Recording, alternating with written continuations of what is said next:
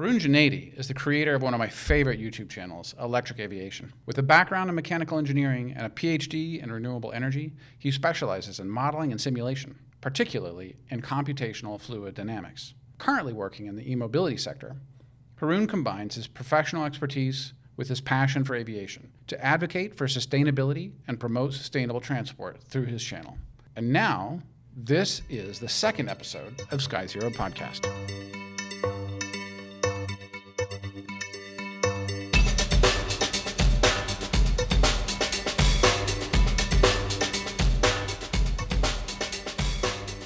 Haroon, I have to say how excited I am to have you today on the podcast. Thank you so much for making the time.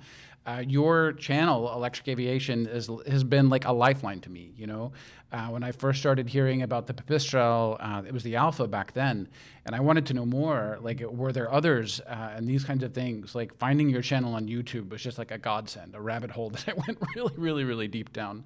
So I'm really excited to have you on the show today. Cool. Thank you for having me. And it's the very first time actually I'm revealing my face. I've never revealed it on my channel. So that's exclusive for you. I think one of the things that I love most about your channel is how you can cover a lot of information in a way that's very understandable and in a way that doesn't take very much time. You have a really concise ability to edit and to get it down to the essential facts and convey something that both like tickles my engineering-like imagination, but at the same time is understandable and sort of not too jargon-heavy. What made you start it? Like 112 episodes ago, how long ago was this, and what got you started? I started in October 2020, so we're just coming to 5 years now. But I really had to wait for to start this channel because I wanted the stories to come in thick and fast. Because you might know that for YouTube, you need to deliver content consistently.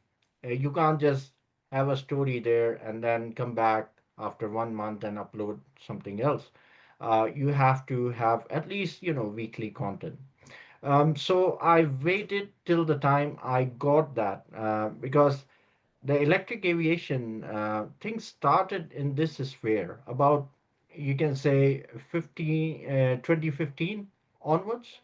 But there would be one story here, and then 6 months down the line, there would be another story there. It wasn't like you had a news that was consistent. So I had to wait a bit, and in 2020, I decided that yeah, it's time that we have a channel. I've got enough content on my plate that I can deliver to the audience on a regular basis.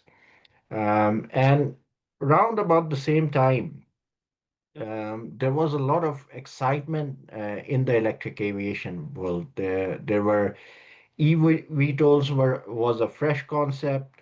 Uber had released its urban air mobility white paper, and there were these new designs which were really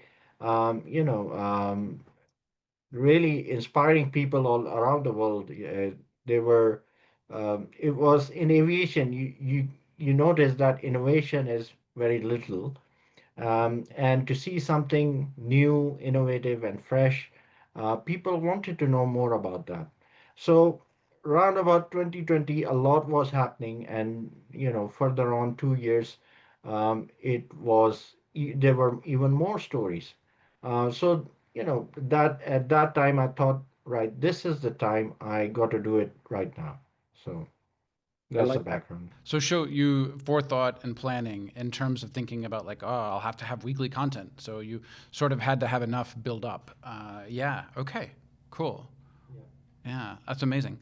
So I think through the 5 years, you must have seen a lot of change, right? Like I haven't, I've been paying attention somewhat, but it's very recent where I've started to really pay attention. So you must have seen, how have things shifted while you've been watching? To sort of think about past, present, future arc. We'll get to future, but yeah, I mean, how have you seen it change so far? I think we are in a passage of lull right now, because initially there was very high expectations that, oh, everybody is going to have their personal flying machine.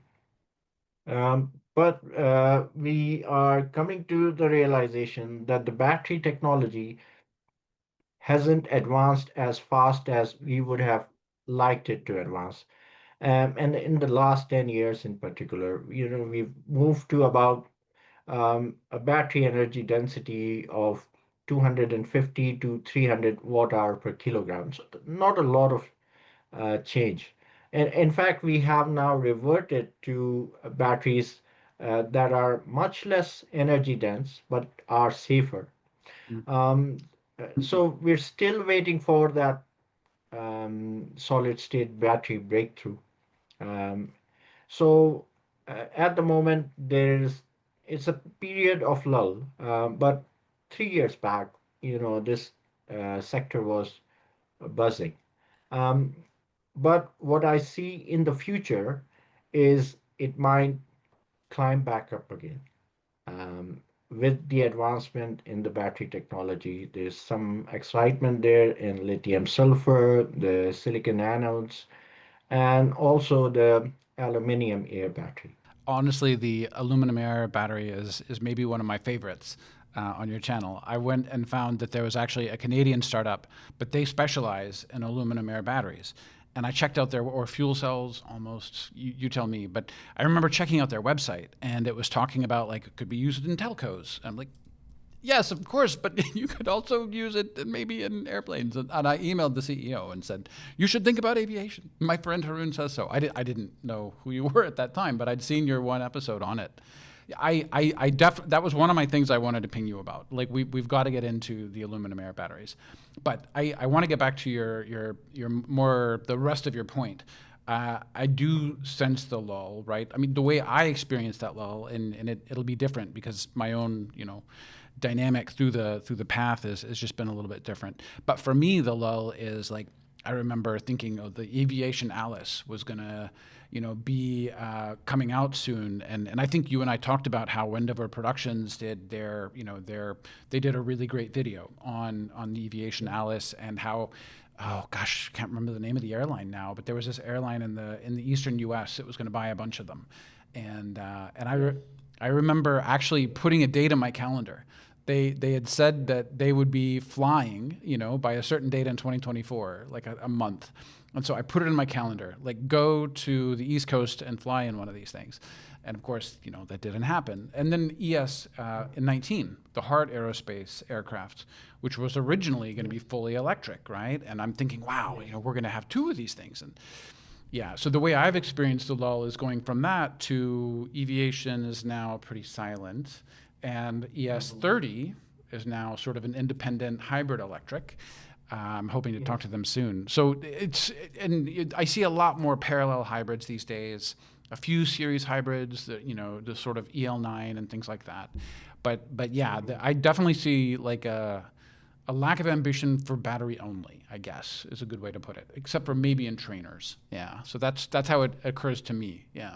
Yeah, one thing that has happened in the last decade is that you take a battery, you push more and more energy into it. It's great for aviation, but also in a way it makes it unsafe. Mm. So you have to build more around it in terms of safety to contain that thermal propagation if there is one. Yeah.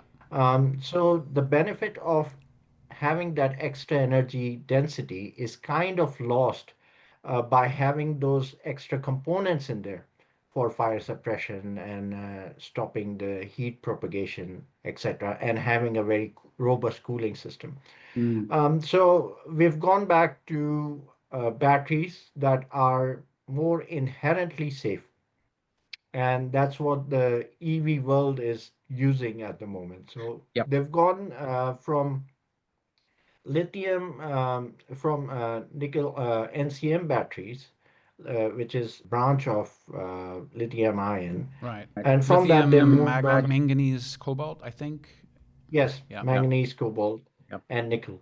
Yep. And from NCA or NCM batteries, they've moved on to lithium ion batteries, which are safer, but then, the energy density is lower. So instead of 300 watt hour per kilograms, you are talking about 180 watt hour per kilogram. Yep. Um, but at the same time, they're much safer. Yep. So people realized when, initially when it came to EV, it was all about we want the range. But now people are realizing that they can do with less range, but they would appreciate the safety more. Yeah. So the EV world has gone in that direction. Interesting. Whereas for electric aviation, we would require batteries that are much higher energy density. And the only place where I'm getting positive news of progress is from China. So CATL Mm-hmm. has been developing a battery that they call the condensed battery. And if it comes to fruition, they've said that they have tested 2-ton jet on that, a 2-ton aircraft. Oh, I hadn't And realized that. they've flown. Um, so, you, if you've seen the likes of Cessna Citation, Hmm. they've flown an aircraft of that size. Wow. Okay. But they have kept the data under wraps, so there's not a lot of information Right. available Right. regarding that. Got it. They have kept a lot of information under wraps, so but I'm keeping a close eye on that space, and as soon as any information is available, Yep. I'll put it up on the channel. I think of them. They've talked about an aviation battery, and I assume that's the same one you're talking about. I hadn't heard it called condensed. Yeah, I think of them. I also think of magniX. I think magniX has announced like a 500 watt hour per kilogram battery, something, maybe 400. I'm It's doable if they are making a solid state battery. right, right. A solid state battery with 500 watt per hour, watt hour per kilogram, Yep. is quite realistic. Right, right. I like how you're taking it to safety. I've definitely heard people in aviation talk about, you can pull a car over, if you do have a thermal runaway event. And that's true. Not that I want my EV to have a thermal runaway event while I'm driving it, but I can pull over. And these things are somewhat slow. They're not explosive. They're so. It's I've heard it said that in aviation we need to prioritize safety more. It can't be a managed thermal runaway. It has to be no possibility of a thermal runaway, or at least very small. And I don't think I'd put two and two together that means energy density is the expense. I think of LFP in automotive as a solution to a price problem. But yeah, to your point, it's most likely also has a better safety track record as well. So I like how you're tying those two together. I hadn't seen that yet. Yeah. Once I read an analogy, and that was quite nice. So I would like to share that. Yeah. Think of the battery as an aircraft and the energy inside it as the number of passengers. You can either put more seats and reduce the aisles, so you'll have more energy inside the battery. But when it comes to getting that energy out, it will be slower. Consequently, if you have more aisles, more gates, and you will have less passengers, but you can get that energy out quicker. So Interesting. if you look at the LFP battery, it is the battery which has more aisles to get the energy out quicker, so you can discharge it at higher C rates without any problem. Ah, And if you look at the other, high energy density batteries, yes, they pack in more energy, but it's relatively difficult to get it out. oh, interesting. So energy goes up, but power goes down in a way. Like you're Yes. interesting. Oh, I hadn't thought of that. So there's another trade-off to your point. It's not just safety. There's something I wanted to get into with you around. Like, I still want to get to aluminum. We'll get to it. But another thing that's maybe equally science fiction or works in the lab, right? I don't mean science fiction. I mean it works in the lab, but we haven't seen it on the runway. Would be structural batteries. And I think this probably covers a range of topics from, using a rigid, battery module as something structural in order to absorb crash dynamics and things like that. Everything, but I wonder, could you see something where I don't know, a wing is made of batteries somehow, you know, or literally the skin of the aircraft were somehow a battery. Like I don't like imagining things which are not feasible or just totally fanciful. But what do you know in this area? Have you followed much of the sort of structural battery area? What's promising? What seems far out but maybe possible? What do you think? If you look at the batteries that we had, the shape of them, Yeah. so they were like cuboid, and how do you call it? They were basically like boxes, thin boxes. Pouch cells. Yeah. Yes, a pouch cell or a prism cell. Yep. But now, if you look at the some of the new layouts that are coming out, they are called the blade batteries, and they are much longer. So they are extended in their width, you can say. Mm. So the aspect ratio in one direction is very long. So it's almost like a wing shape. It has the same aspect ratio as a wing. Mm. So given that the new batteries are flatter and longer, you can adjust them easily inside the wings. Hmm. So they can be a part, the structural part, they can provide the structural rigidity, and we can pack more into the aircraft with a battery that has a form factor like that. Right. Right. So that's happening, and it's called the blade battery. They designed it so, in your traditional EV skateboard chassis, you would have several of these batteries across the width of the car, but now you have just two of them. Oh, I see. That's Yeah.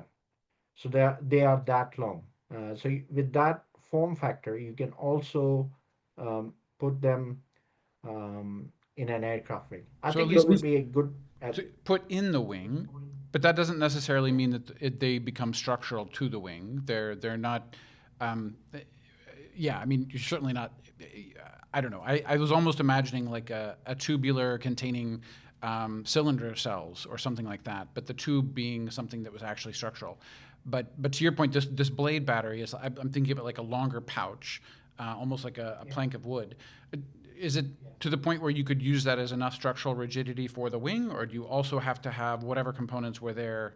Well, you probably need more to keep the extra weight up now, I guess. Yeah, I suppose you can place them in the wing closer to the fuselage, but if you put them further away, you would have to structurally stiffen the Yeah. wing, which would defeat the purpose. Right. Right. But with these new blade batteries, it's easier to package them into a battery pack compared to the old ones. You have lesser connections. It makes it more reliable Right. compared to, because each time you have to weld the terminal on top of the battery, there's a point of failure.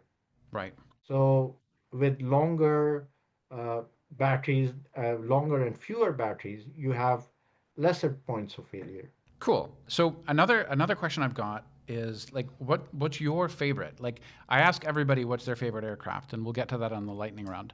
But for you specifically, since you've covered so many different things, I was just rewatching your Synergy Prime video, the DBT, Yes. and that thing is amazing. I mean, you've covered so many really interesting concepts, the Celera 500 and so on. Like, what stands out to you as like something that really captures your fascination? Yeah, the Synergy Prime is a good candidate for, you can say, a family size aircraft. But if I were to look at a single person aircraft, then I like the Pivotal Helix, Yeah. uh, formerly called Opener Blackfire. Mm-hmm. And it's the simplicity of that design.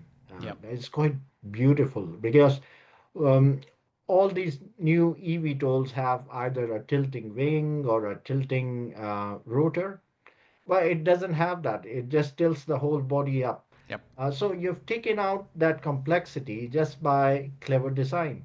And it's got 8 motors, and the motors are basically the main recipe of their success. because the motor weight is just 2 kilograms, and yet it delivers about over 40 kilograms of thrust. Wow. Wow. So, yeah, and they've got eight of them. I sometimes am daydreaming about the scenario where there's a zombie apocalypse and I find myself little black flies hidden somewhere away, and it helps me to survive. I make these stories up in my mind. So yeah, that is my one go-to aircraft. It's a shame that I can't afford it. We'll have to see if we can get them to sponsor your channel. Maybe, maybe. That could be fun. But yeah, another point, technical point that it kind of helps that aircraft is that every motor has a battery behind it, battery module right behind it. So they don't have like these these power cables running to every single motor. So if you have your battery right behind your motor, Mhm. you essentially eliminate that weight. So they've Yeah. got like eight smaller packs, and Hmm. only the wires that kind of control those, batteries regarding how much power that has to be delivered, those thinner wires go all the way to the controller. I didn't As realize far as that. main power wires are concerned, your bus bars are concerned, they sit right behind the motor. So it's a very short path Wow. from between the battery and the motor. Well, and That's where they also save weight. I imagine the control cables would be lighter, right? So the only cables that you do need are what are lighter now. Okay, so instead of sort of a single monolithic battery in the fuselage, it's instead distributed batteries, one per. Oh, I didn't realize that. Cool. Yeah, so there are eight of them, so one for every motor. Very cool. Okay, cool. Good answer. Good answer. I like that. So we've kind of come to the present, and we've talked a little bit about like my interesting future stuff. Now I have to ask about aluminum air one more time though. So you have to tell me like what do you think of these? If so, let me see if I remember how it goes. Something like an iron air battery. It's essentially the process of oxidation in reverse, right? And it Yes. can Yes. store and generate electricity through the chemical process of air being exposed to the aluminum. What my fuzzy memory took from that episode, and I wish I'd rewatched it now, is that essentially you have to completely recycle the materials upon every flight. Like that, there's no recharging an aluminum Yes. air battery. Yes. So which is why Cannot be it's recharged. maybe more of why it's better to think of it as a fuel cell, because there's no recharging, there's only recycling. But if I remember, there's these companies making these little sort of metal discs that you could sort of easily load into a cell and perhaps easily Yeah. unload. So like, okay, I've done my bad impression of this. Like, tell me how it really goes, and then tell me what you're seeing. Well, basically, you have a bunch of aluminum plates dipped in an electrolyte.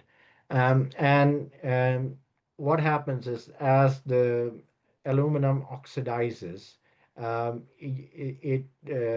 it produces electricity, and from aluminum oxide, and that kind of breaks away from the plate that you have. It's like a rust that happens. It mixes with the electrolyte. So you have to also keep flushing out the aluminum oxide. So as more and more power is drawn, these plates dissolve away. So when you land or when you've done your mission, all you have to do is replace them with fresh plates, fresh aluminum plates. And that's it, you're good to go. So recharging it is not a problem. Mm. You have to have some place to kind of, that recovered aluminum oxide solution that you have remaining. You have to keep that so that you can recycle it. Mm. Although that recycling process is energy intensive. But uh, the benefit of that battery is you get 4 to 5 times more energy density compared to um, what you have right now. Do you still get the power density you need also? We do get the power density with it. Um, So there has been an aircraft in the UK called Swift, and it has flown using that. Wow. So I was to go and see the demonstration for it, but unfortunately didn't come to fruition. Oh no. Yeah, But they did manage to I mean fly the it. flight did happen, but I wasn't there to Wow. witness and record it. Yeah. Oh, well, you must have. I'm kicking myself because downtown Toronto over the last 2 days, Horizon, the company who's making the EVTOL with Yeah. the where they close the veins so that it's Horizon, is it Cavorite? yeah, The Cavorite. aircraft is called. Yeah, Yeah. they had the Cavorite X7 mock-up down just downtown, like on the street, as part of a celebration for mining and minerals or something. I don't know, a conference I think. And I'm kicking myself. I wish I'd gone to see it. So I can relate to the feeling you're having about not having been there. But you're saying they did get to fly it though. That's awesome. Yeah, they did. Okay, just a once, or I did can't they? remember the flight time, but it was, more than an hour. They were Awesome. airborne for. Wow, that's pretty impressive. One thing you'll see a lot of development is in electric aviation is the two-seater trainer aircraft.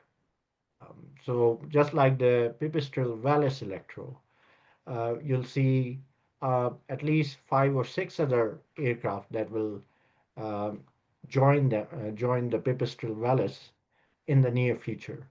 I know for sure there is Buy Aerospace. They Yep. have E-Flyer. And why? Because it's quite cheap to run it.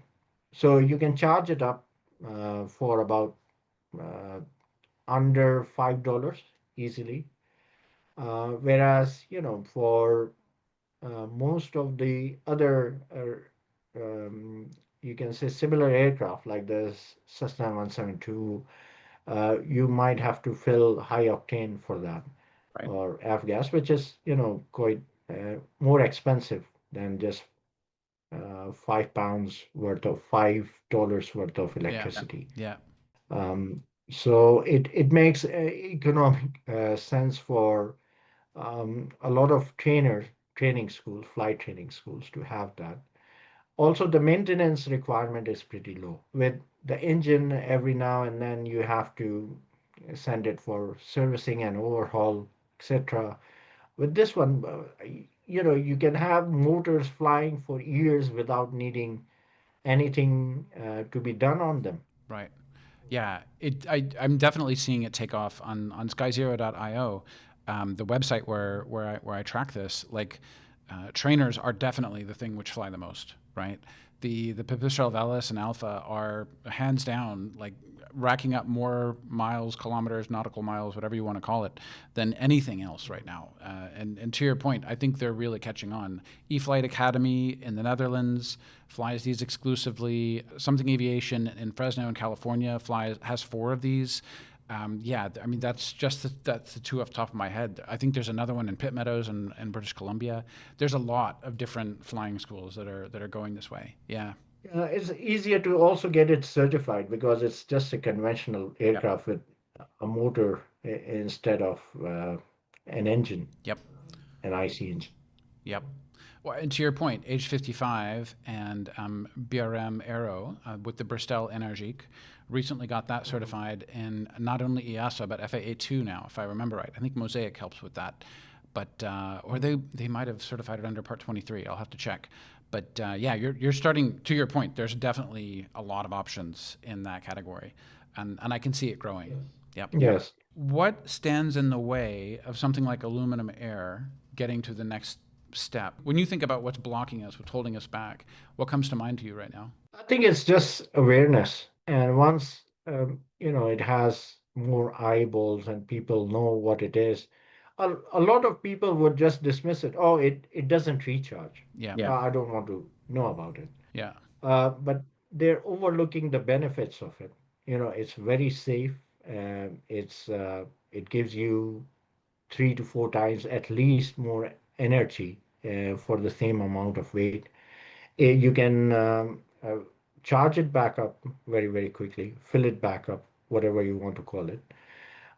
So I think once there's more awareness around it, then people will start adopting more of it. Yep. That's the only hindrance I see. Very cool. You make me want to take a swing at it for sure. Um, so, what else do you think is in the future? I mean, we've talked a bit about the present, and we've talked a little bit about what's coming next, and some of my favorites in terms of aluminum air and structural batteries and so on. But what do you think? What will we see in 10 years, just to pick a number out of a hat? I think we'll see a lot of hybrid aircraft. And the reason we'll see them is because they're the best of both worlds. They make use of the efficiency that electrical propulsion offers, um, and also they give you the range because of the hybrid turbogen system. So you can have a turbo generator, and Rolls-Royce is developing it. There are other companies that are developing it. I think Honda is developing their own.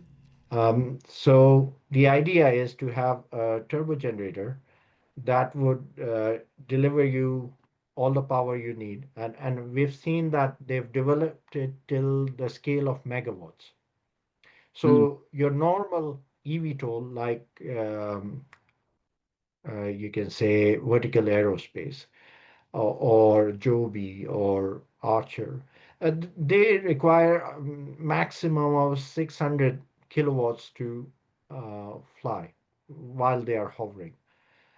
So these gen sets or turbine generators, sorry, Mm-hmm. they are in the megawatt scale, so they can provide not 600 but 2,500. So they even Joby can fly with them, Mm. and the good thing about them is they are very light in terms of their power density. Mm. Yep. So they pack punch, so they deliver a lot of power for electrical power for their weight. So what you will be seeing in the near future is we won't be having many pure battery electric aircraft. Yes, they will have their role kind of in maybe four-seater, 60-mile category. But if you want to go further, like Hot Aerospace or Aviation Alice or many others, then you might see the turbine generators inside these aircraft that are delivering power to electrical motors rather than engine driven, Mm. IC engine driven propellers. We will certainly not replace the jet engine in the near future. So any aircrafts that use jets, they're still kind of, they will be unhindered by this development. But aircraft that are using small internal combustion engines, Cessna Caravans, for instance, or smaller plane, general aviation aircraft, I see a lot of changes in the general aviation aircraft category. Got it. So that's the future because, uh, you know, your internal combustion engine at most can be 25% efficient, whereas your electric motor goes up to 95% Yep. efficiency. So you're almost more than three times more efficient in energy from your internal. If you compare the internal combustion engine to motor, electric motor driven propeller. Clearly, we had Ed Lovelace on the channel last month, and we were talking about just that. And we talked about sort of independent hybrids, like the ES30, where you've just got independent propulsion systems. We talked about series, where I think Viridian's going this way, where they're going to have a small turbo generator only if they need it for VFR reserves, or IFR reserves, I should say. And there's other EL9, for instance, is also a series hybrid where the turbo generator charges the batteries, and the battery then drives the 8 distributed propulsors, 4 on each wing, if I remember. But then he was talking about his Echo Caravan, where they've taken more of a parallel hybrid approach, where essentially the combustion engine is driving the propeller all the time. and they also have electric motors in there. And I think the engineering thinking going into this is to say, okay, if we can have an electric motor to provide maximum thrust at takeoff, right? When we need 100% power, when throttle goes to 100, then your combustion engine is going to be at max RPM, and also the electric motor will be kicking in at that rate.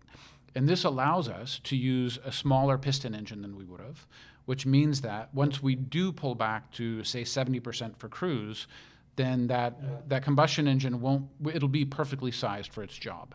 It will be optimized for the cruise part. And he would go on to make the point, if I understood him correctly, that when you do a parallel hybrid, or even when you do a series hybrid, you need to charge the battery, and you have some small losses there. Inverters aren't perfect. And then, to your point, there's a small loss between the battery and the DC motor.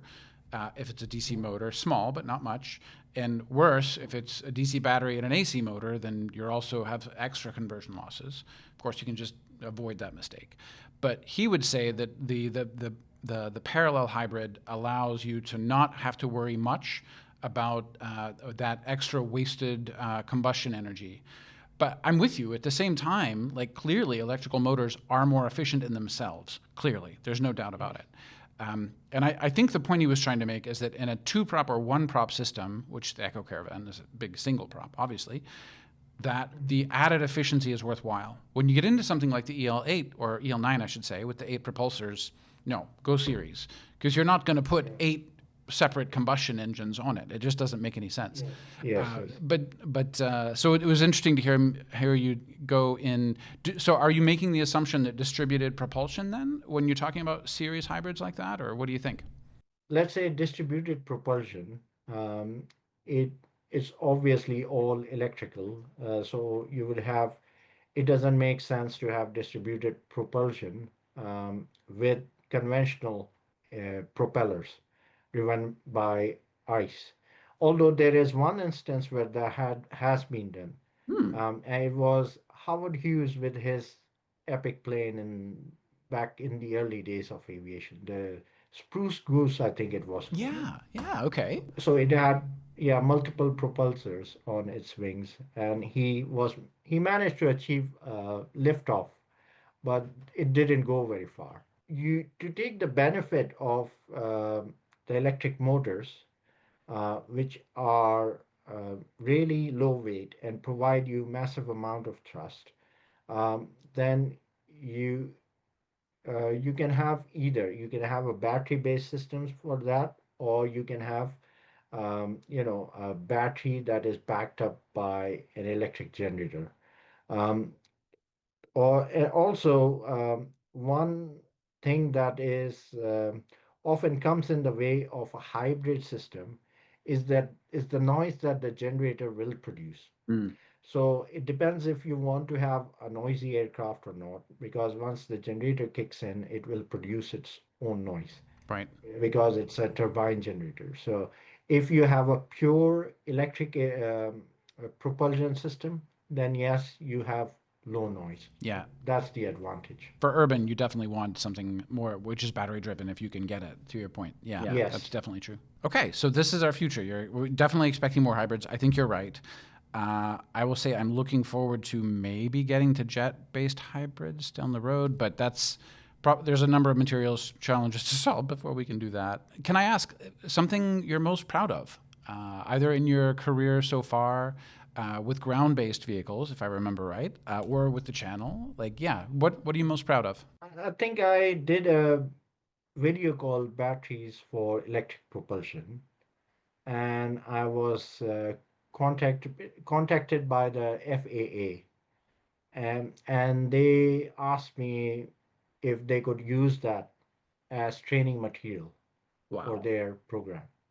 So yeah, I was proud about that. So I always wanted to contribute to the aviation world. It's such a passion of mine. So when they asked me that, I was really delighted, over the moon about it. That's amazing. That's amazing.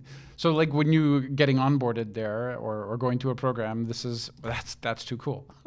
I have to mention this though, that the FAA is behind in this new mode of propulsion. Um, they are more reactive than proactive. Whereas in China, we see something, totally vice versa. So over there, they're helping out, the regulatory body is helping out their um, eVTOL and electric plane manufacturers and giving them the tools and leeway they Yeah. need. Yep.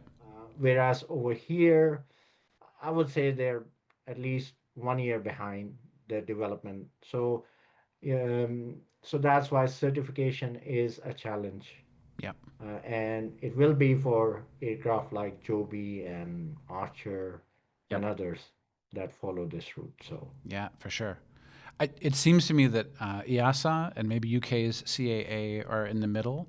They're not, they're not supporting it as much as China is. I mean, that's yeah, they're amazing. all But kind of sitting on the fence with this one, yeah, and they're not really embracing this technology. yeah, Sometimes I feel that they're waiting for something bad to happen, and then they'll say, "Oh, we want to close the chapter on this one.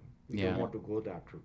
yep, I get the feeling sometimes that's the case. It may not be, but yeah, they should embrace this technology because this is the way the world will go. And with destination zero, and you want to go low emissions by 2050, this is the way that provides you yeah, the way that will take you there. yep.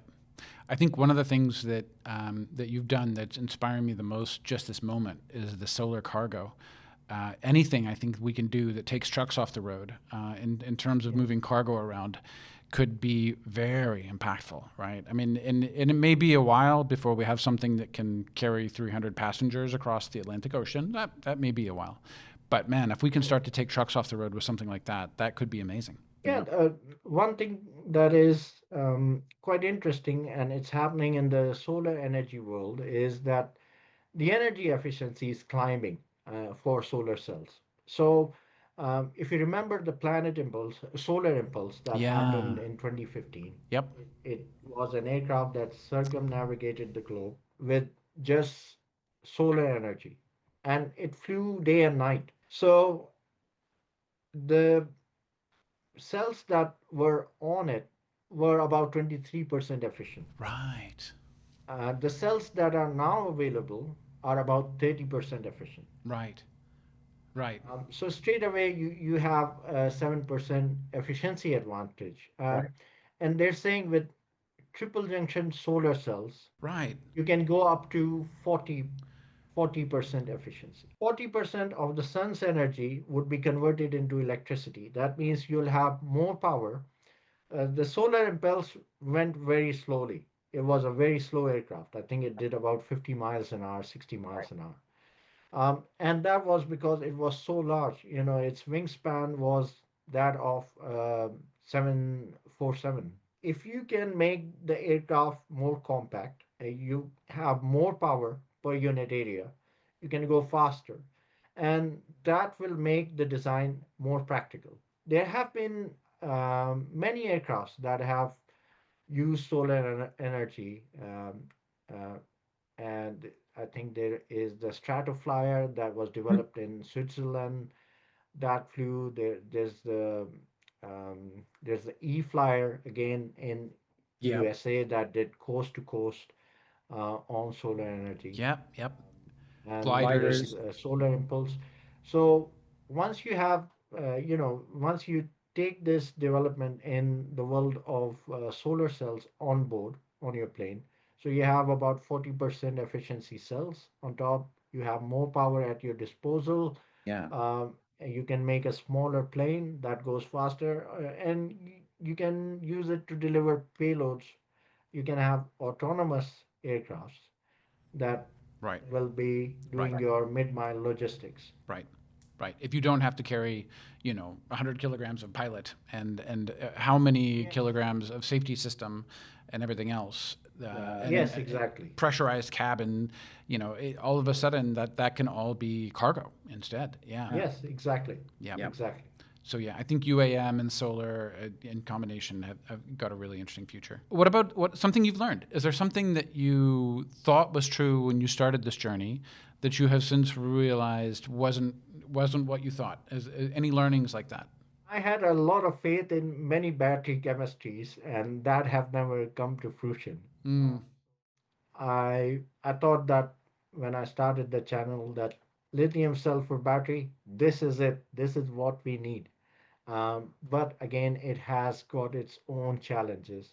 hmm Although, even though it was providing like 400 watt hour per kilogram 10 years back, and I think it still provides that, but it had some inherent safety and life cycle issues. Mm, The other thing is solid state batteries. So I've been hearing this that they're just around the corner, just around the corner, yep. and that didn't happen. Yep. A couple of disappointments that I had was with Lilium. Mm, I really liked the design, yeah. but unfortunately, I don't know what their current state is, but I don't think they're very financially Right. stable right now. Right. If I remember right, Volocopter got acquired by the same company that owns Diamond. But I think, yeah, I don't think anything good has come for Lilium yet. There's been a couple of buyers who've come out of the woodwork, but then not done anything. So yeah. And one thing that I used to think in a certain way, but that thinking has changed. I saw a comment once on Lilium, and it was that things that have a low, very high disk loading, which Lilium had, means it had a high number of small propulsors, hmm right? And Volocopter had that too. Several propulsors, but small disk area, you can say. Right. Any aircraft like that would consume tremendous amount of power Mm. to get off the ground. Right.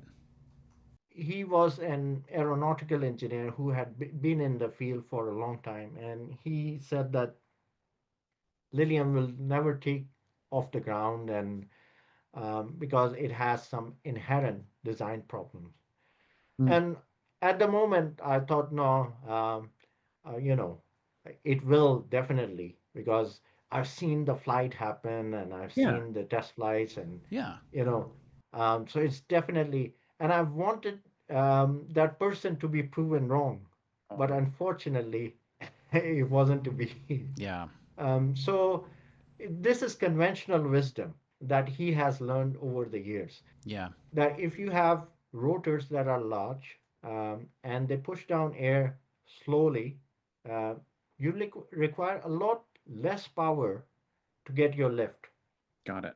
compared to several small propulsors that require too much power. Any startup, when I see any new design, now I gauge that design based on the disk area or the disk loading, and that gives you a clue if it's going to fly or not. Interesting. Cool. Cool. Okay, I will bring us into our lightning round, and so this is meant to be the same couple of questions that I ask everybody. And I asked you earlier what your favorite aircraft was, and I think that's very much. And you mentioned the Pivotal, so you can use that again if you want. But but I'll ask you again. What's your favorite aircraft? Let me go back to this and see if I can find another one, another favorite of mine. Um, the Jetson one, I really like it uh, because although it's just a drone with a person sitting in between, um, but in terms of, I feel like flying it is very quite fun because it's very responsive, it's very compact. You know, you feel like just like in a go kart, you feel like you're out there. So um, Jetson One is another favorite of mine. You can say Cool. it's very simple. Yeah, the flight time isn't great, and safety wise, perhaps a lot of people would say that they don't like the sight of open blades Yeah. and an open cockpit. But I see that it's very responsive. They often release videos, and I think they released a recent one where they're going around obstacles. I don't think the Pivotal Helix would be able to do that. It's not Mm. very responsive. Mm. There's a delayed response with that. But Yep. Jetson One was able to do that. So in terms of fun of pure flying fun, I would opt Jetson Nice. One. Nice. Okay. What about a favorite airport? I really like the Schiphol Airport in Amsterdam. Mm-hmm. I think it's quite nice. Um, I've traveled from there at least a few times. And Dubai used to be my favorite airport before that. Yeah, I was a frequent flyer. I frequently fly using Emirates, but I think it's become very pricey, Yeah. so can't afford it now. Yep. Everybody agreed with you, pushing the prices up. Okay, one more, and this one is more personal to you, or in just your interest in general. Is there anything you want to give a shout out to? Anything you want to? Maybe it's content you made that you're really happy about or excited about, or maybe it's content somebody else made that you're really loving. Any shout outs? I like Real Engineering channel. I think they do really good videos. Mustard, I really like them. But these are big channels already. They don't want my shout out probably. But yeah, they do inspire me to make more videos. And they spend quite a lot on their graphic design, Yep. Yep. on their graphics, which I don't. My my videos are pretty grounded, I would say, compared to them. But yeah, I do follow those channels. Yeah, no, I agree on both of those. Oh, who's the guy that's often doing stuff about bridges? I want to say his name is Grady, and I don't think it's Real Engineering. He's similar to Real Engineering. He covers more stuff than just bridges, but I think he was a hydrological engineer, so I think that's what his sort of speciality is dams and bridges and this kind of thing. Yeah, I'll have to look up the title, but yeah, that's one of my favorites right now too. Well, Haroon, thank you so much for your time today. I really appreciate you making time to come on and talk to us about electrified aviation. This is great. Thanks for having me. It was a joy to speak to you Okay, regarding this. all right. You're very knowledgeable as a host, so which helps. Oh, yeah, you're being kind, but yeah, thank you. Appreciate the compliment.